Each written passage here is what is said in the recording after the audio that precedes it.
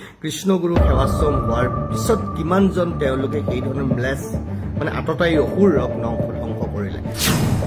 কিন্তু কৃষ্ণগুৰু থকাৰ পিছতো এইখন অসমতে মাতৃধৰ্ষণ হৈছে। কৃষ্ণগুৰু থকাৰ পিছতো এইখন অসমত ইটোৰ পিছত ইটো ঘটনা হৈছে। কৃষ্ণগুৰু থকাৰ পিছতো এইখন অসমত নিজৰ পৰিচয় লুকুৱাই কোনোবাই হিন্দু পৰিচয় লৈ মুছলমানে ছোৱালী সতীত্ব হনন কৰিছে। এইখন অসমতে কৃষ্ণগুৰু থকাৰ পিছতো বাৰম্বাৰ পিতৃ বয়সৰ ককাক বয়সৰ মানুহে ছোৱালী বোৱাৰীৰ সতীত্ব হনন কৰিছে। কিয়?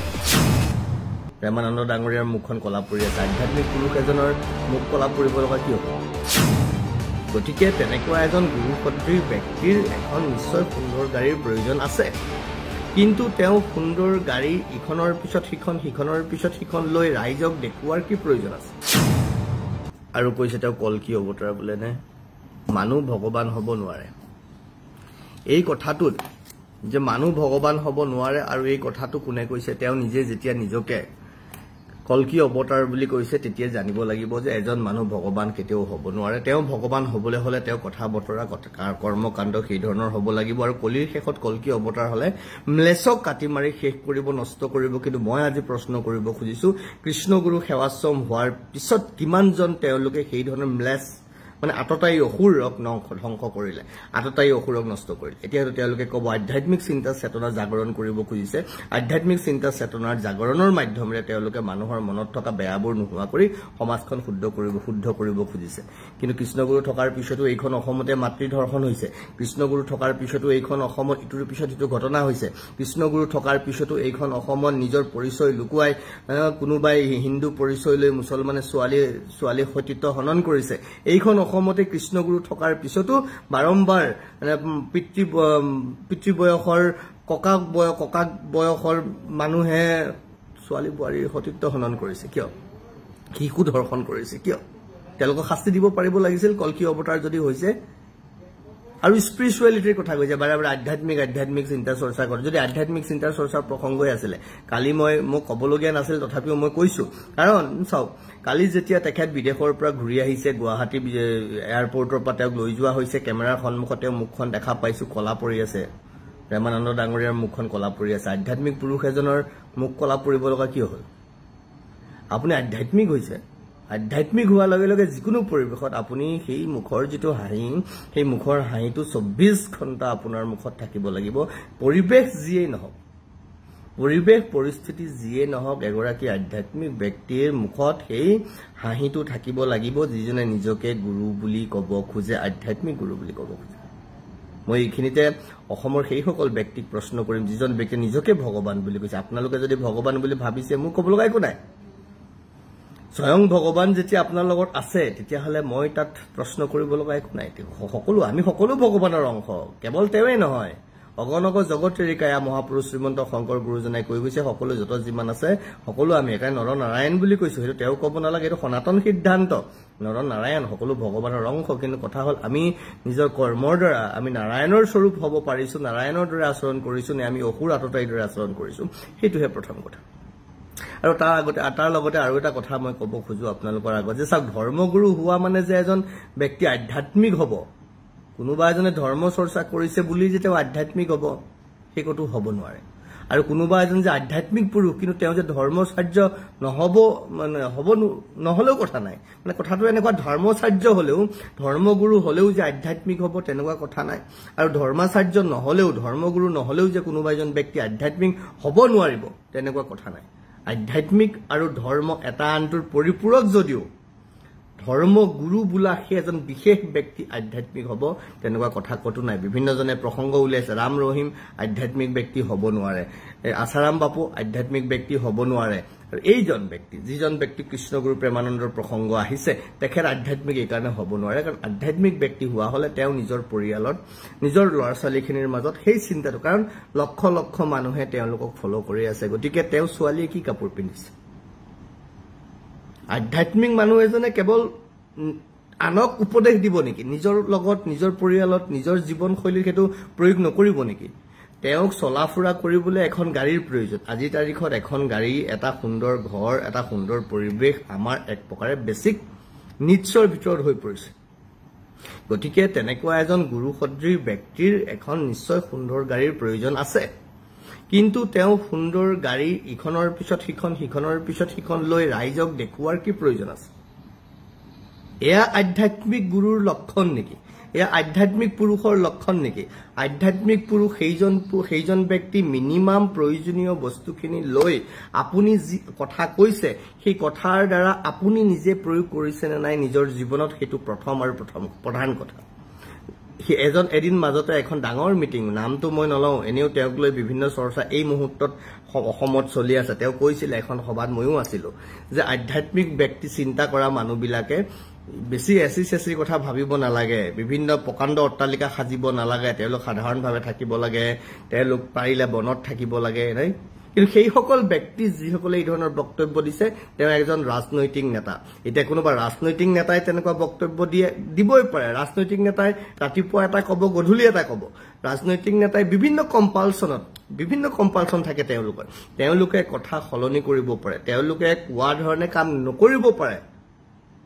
হেতু আমি কৰবাত বুজিব পাৰো কিন্তু আপুনি যেটা নিজকে আধ্যাত্মিক গুৰু বুলি কৈছে আধ্যাত্মিক গুৰু এজনৰ কথা আৰু কৰ্ম কেতিয়াও সলনি হ'ব নোৱাৰে সলনি হ'ব নাপায় নোৱাৰে নহয় আসলতে সলনি হ'ব নাপায় হোৱাটো অনুচিত এটা আমি ধৰ্মগুৰু নহয় আমি ধৰ্মাচাৰ্য নহয় আমাক কোনোবাই ধৰ্ম আলোচক বুলি ক'ব পাৰে বা কোনোবাই আমাক ধৰ্ম সংগঠক বুলি ক'ব পাৰে কিন্তু আমি ধৰ্মগুৰু নহয় যে কৰবাত আমাৰ কথাত শব্দ বাক্যত কেতিয়াবা বিভিন্ন ধৰণৰ অপবাক্য ওলাব পাৰে কটু বাক্য ওলাব পাৰে আজি আপোনালোকে কোনোবাই গেৰুৱা সাজ পিন্ধিছে কোনোবাই নিপিন্ধিবও পাৰে কাৰণ আমি ধৰ্মগুৰু নহয় আমি নিজকে গুৰু বুলাই ফুৰা নাই কিন্তু যিসকলে নিজকে গুৰু বুলি পৰিচয় দিছে তেওঁলোকে সেই গুৰুৰ যিটো গৰিমা নিজৰ কথা বতৰা সাজ পাৰ নিজৰ পৰিয়ালৰ মাজতো প্ৰথমে সেইটো প্ৰতিষ্ঠা কৰিব পাৰিব লাগিব কিন্তু আপুনি পাৰিলেনে আপোনালোকৰ পৰিয়ালৰ যিবোৰ ফটো মই চাও ব্যক্তিগতভাৱে আপুনি কি খাইছে কি পিন্ধিছে কলৈ গৈছে আপুনি কি গাড়ীত উঠিছে অন্তত that is none of my business অন্তত মোৰ কাৰণে হেতু কোনো মেটাৰে নকৰে আৰু এটো আপোনাৰ এজ এ মানুহ হিচাপে আপোনাৰ হেতু সাংবিধানিক অধিকাৰো আছে নৈতিক অধিকাৰো আছে আপোনাৰ প্ৰকৃতি প্ৰদত্ত অধিকাৰো আছে আপুনি ইচ্ছামতে সকলো কৰিব পাৰে গতিকে আপোনাৰ বস্ত্ৰক লৈ আপোনাৰ হেবুৰক লৈ মোৰ কবলগি নাই কিন্তু যেতিয়া আপুনি গুৰু বুলি কৈছে আধ্যাত্মিক গুৰু বুলি কৈছে যেতিয়া আপুনি মানুহক কাৰবাক উপদেশ পৰামৰ্শ দিছে এটু কৰিব লাগে হেতু কৰিব লাগে এটু কৰিব কিন্তু আপুনি বা আপোনাৰ পৰিয়ালৰ লোকে হেতু কিয় কৰিব পৰা নাই মই সাধাৰণ মানুহখিনি খুদিছো যিসকলে তেওঁলোকক ভগৱান বুলি ভাবে মানুহ ভগৱান হ'ব নোৱাৰে আপোনালোকে বিজ্ঞানৰ কথা কয় আপোনালোকে প্ৰযুক্তিৰ কথা কয় ভগৱান এটা অনন্য সত্তা ভগৱান এক বেলেগ বিষয় ভগৱান পাৰ্থিব বিষয় নহয় আপুনি প্ৰতিটো বস্তুত ভগৱান বিৰাজ কৰা ভগৱানত্ব দেখিব পাৰে কিন্তু ভগৱান হ'ব নোৱাৰে গুৰুক আপুনি ভগৱান বুলি সেৱা কৰিব পাৰে কিন্তু গুৰু ভগৱান হ'ব নোৱাৰে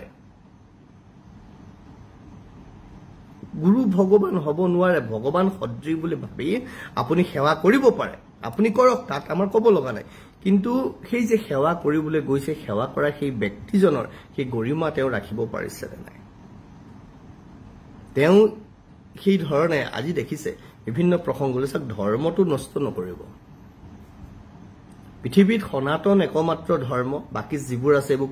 পন্থ মজহব এই কথাবোৰ আছে গতিকে সনাতন যেটো সত্য সনাতন ধৰ্ম সেই কথাটো সত্য সুন্দৰভাৱে আমি কথা পাতিব লাগিব মই যোৱা বছৰ প্ৰথমবাৰৰ কাৰণে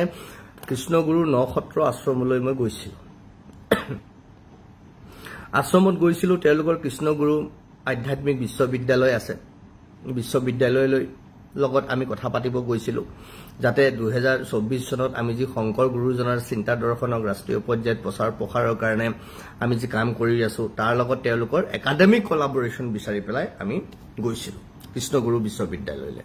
তেওঁলোক বাৰু আমাৰ লগত সহযোগ নকৰিলে এটা পিছত বুজি পালো যে তেওঁলোক আসলতে শংকৰ গুৰুজনৰ চিন্তা দৰ্শনৰ লগত তেওঁলোক নাই আৰু যেতিয়া মই প্ৰথম গৈছো তেতিয়া মই ভাবিলো কৃষ্ণ গুৰু বুলি কৈছে মই ভবা নাই সেই মুহূৰ্তলৈকে মই ভবা নাই যে এজন মানুহক যে প্ৰেমানন্দ ডাঙৰীয়াৰ দেউতাকক কৃষ্ণ গুৰু বুলি কৈছে মানে সেই মানুহজনক কৃষ্ণ গুৰু বুলি কৈছে মোৰ সেইটো ধাৰণাই অহা নাই কাৰণ মই তেনেকে ভাবিব নোৱাৰো মই যদিও ধৰ্মৰ চৰ্চা কৰো মই মানুহক মানুহ ভগৱানৰ অংশ হ'ব পাৰে কৈছো নহয় নৰ নাৰায়ণ হ'ব পাৰে অগণক জগত সকলো মানুহ কেৱল কিয় শংকৰ গুৰুজনে কৈছে নহয় ব্ৰাহ্মণৰ চন্দাল নিবিচাৰি কল দাতাটা চোৰজনৰ দৃষ্টিয়ে কটুল বুলি কোৱাৰ লগে লগে আকৌ কি বুলি কৈছে কুকুৰৰ চিগাল গধৰ বৰুৱাত মাৰাম জানিয়া সবাক উপৰি কৰিব প্ৰণাম কুকুৰ শিয়াল গাধৰ পৰা সকলোতে অন্তৰত ৰাম আছে সকলো ভগৱানৰ অংশ আৰু ইয়াত বামুণ খুদি এইবোৰ ভাবি থাকিবলগীয়া নাই নহয় জানো মই সেই দৃষ্টিলে অহাই নাই গতিকে মই সুধিছো তেতিয়া তাতে আছিলে অসমীয়া বিভাগত আজি বোধহয় তেওঁ নাই মাধুৰ্য বৰুৱা মাধুৰ্য মন্দিৰ বৰুৱা নে মাধুৰ্য বৰুৱা অসমীয়া বিভাগৰ এইচডি আছিলে কৃষ্ণগুৰু আধ্যাত্মিক বিশ্ববিদ্যালয় এতিয়া মাধুৰ্য বৰুৱা তাত নাই এতিয়া বোধহয় তেওঁ আউনিয়াতি বিশ্ববিদ্যালয়লৈ তেওঁ গৈছে তাত চাকৰি কৰে তেখেতক মই সুধিলো তেখেতৰ যদি মনত আছে কথাখিনি যদি তেওঁ শুনে তেওঁ হয়তো কথাটো কয় মই সুধিছিলো যে কৃষ্ণ গুৰু মানে কৃষ্ণকে গুৰু বুলি কোৱা হৈছে নেকি মানে ভগৱান শ্ৰীকৃষ্ণক গুৰু বুলি কোৱা হৈছে নেকি কাৰণ আপুনি যদি গীতাখন পঢ়ে গীতা যদি অধ্যয়ন কৰিছে বা গীতাৰ কথা যদি আপুনি জানে গীতাৰ ব্যাখ্যান আপুনি যদি জানে তেল দেখিব যে শ্ৰীকৃষ্ণ পৰম গুৰু শ্ৰীকৃষ্ণতকে গুৰু আমি ভগৱান তেওঁ কৃষ্ণ স্বয়ং ভগৱান তেওঁক আমি গুৰু বুলি ক'ব পাৰো কাৰণ গোটেই গীতাখনত আপুনি চালে দেখিব যে শ্ৰীকৃষ্ণই আমাৰ গুৰু হ'ব পাৰে গতিকে মই ভাবি আছো ইয়াত চাগে কৃষ্ণকে গুৰু বুলি মানে ভগৱানো তেওঁ গুৰুও তেওঁ গতিকে কৃষ্ণ গুৰু বুলি গ্ৰহণ কৰি তেওঁলোকে গীতাকে মূল শাস্ত্ৰ হিচাপে লৈ তেওঁলোকে কাম কৰি আছে তাত গৈ বুজি পালো নহয় সেই বিশেষ যিজন ব্যক্তি যাৰ নাম আসল নাম অৰুণ দত্ত আছিলে বুলি বিভিন্নজনে কৈছে বিভিন্ন তেওঁৰ ঘটনা পৰিঘটনা সেইবোৰ বাৰু বেলেগ কথা কি থাকিব পাৰে বিভিন্নজনৰ জীৱনত বিভিন্ন ঘটনা পৰিঘটনা থাকিব পাৰে তাৰ উদ্ধলে আহি তেওঁ আধ্যাত্মিকভাৱে শক্তিশালী হৈ তেওঁ এক গতি দিব পাৰে সমাজক হেতু কোনো ডাঙৰ কথা নহয় ৰত্নাকৰো বাল্মীকি হৈছে তে এইবোৰ আখ্যান আছে এইবোৰ আমি জানো কিন্তু কথাটো হ'ল যেতিয়া মই বুজি পালো যে নহয় কৃষ্ণ গুৰু মানে ভগৱান শ্ৰীকৃষ্ণ গুৰু মানে এই সত্ৰ পৰিচালনা হোৱা নাই ইয়াত কেৱল এগৰাকী ব্যক্তিক তেওঁকে ভগৱান বুলি ভাবি তেওঁই কৃষ্ণ তেওঁই গুৰু তেওঁ কৃষ্ণতকেও উদ্ধত বুলি ভাবি স্বয়ং কৃষ্ণ ভগৱানৰ অৱতাৰ বুলি ভাবি সেৱা কৰি থকা হৈছে এতিয়া কৰবাত মই কোৱা নাছিলো যদিও তাৰ পিছত আহি অৱশ্যে মই তেওঁ যে ইউনিভাৰ্চিটি পাতিছে স্কুল পাতিছে কলেজ পাতিছে তাৰ কথা আমি লিখিছো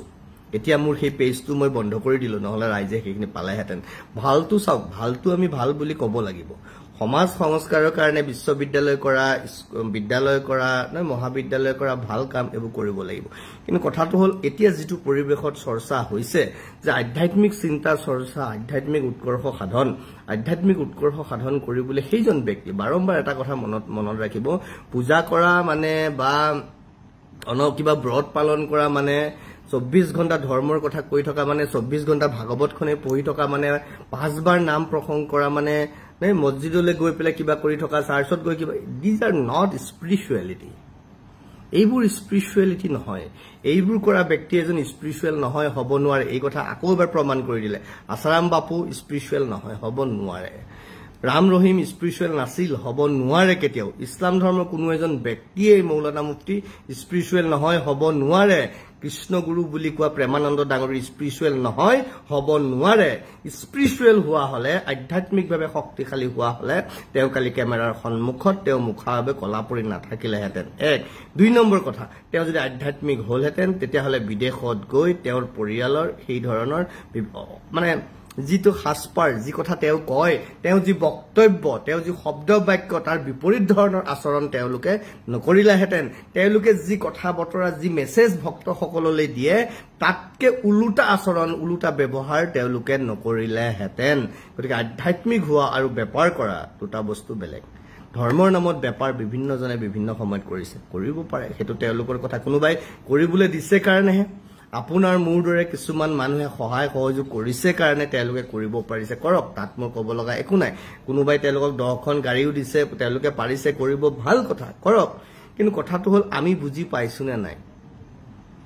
আধ্যাত্মিক চিন্তা চেতনাবোৰ বৰ সহজ বস্তু নহয় আজি মুখৰে আজি কথাই আমি আধ্যাত্মিকতাৰ কথা কৈছো আধ্যাত্মিক হোৱাৰ লগে লগে প্ৰাকৃতিক হৈ যোৱাৰ পিছত আপুনি দেখুৱাব লগা হ'ল তেওঁলোক বিদেশত গৈছে নাই মই কথা পাতি গম পালো যে তেখেতৰ পত্নী পৰিবাৰ তেখেতৰ পৰিবাৰে হেনো ফটোখিনি সামাজিক মাধ্যমত তেওঁৰ হোৱাটছআপত ষ্টেটাছত লগাইছিল আধ্যাত্মিক ব্যক্তি এজনে ব্যক্তিগত কথা বতৰা ষ্টেটাছ দিয়ে নেকি মই কত ফুৰিবলৈ গৈছো মই কি খাইছো মই কি কৰিছো না মই কি সাজপাৰ পিন্ধিছো এইবোৰ দেখুৱাই থাকে নেকি এইবোৰ কাৰ মানসিকতা বা এইবোৰ কাৰ প্ৰৱণতা এইবোৰ সাধাৰণ অৰ্ডিনাৰী মানুহৰ প্ৰৱণতা আধ্যাত্মিকভাৱে শক্তিশালী হোৱা এজন ব্যক্তি বা এটা পৰিয়ালৰ এই ধৰণৰ প্ৰৱণতা হ'ব নোৱাৰে ইয়া আধ্যাত্মিক চিন্তাৰ চৰ্চা নহয় অন্ততঃ আপোনালোক শিক্ষিত মানুহবিলাকে পঢ়া শুনা কৰা মানুহবিলাকে এই কথাবোৰ জনা বুজাটো দৰকাৰ আমি কৰবাত কিবা আচৰণ কৰিলে দেখিবলৈ ভাল কাৰণ আমি